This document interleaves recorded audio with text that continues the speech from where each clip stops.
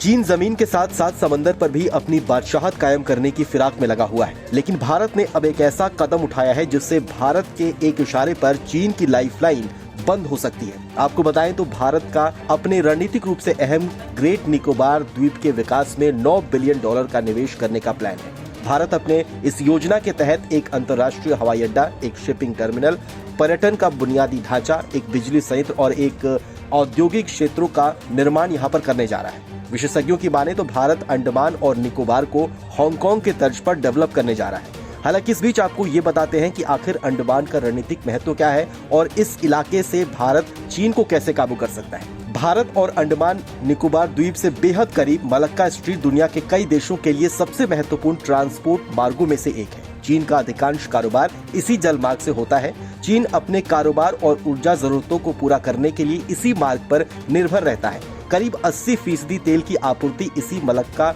जल संधि मार्ग से होती है। इस मार्ग पर भारत का नियंत्रण चीन को गहरी चोट पहुंचा सकता है।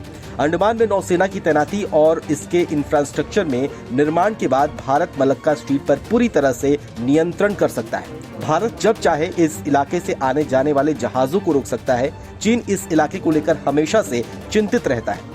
अंडमान निकोबार द्वीप समूह भारत की मुख्य भूमि से करीब 1800 किलोमीटर की दूरी पर स्थित है।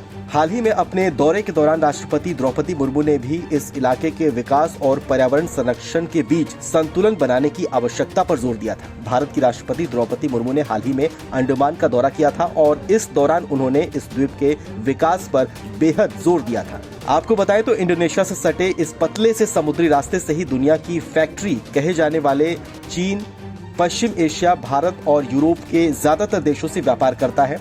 इस मलक्का स्ट्रीट से ही जापान, दक्षिण कोरिया, ताइवान, दक्षिण पूर्वी एशियाई देशों के साथ भी दुनिया का व्यापार होता है।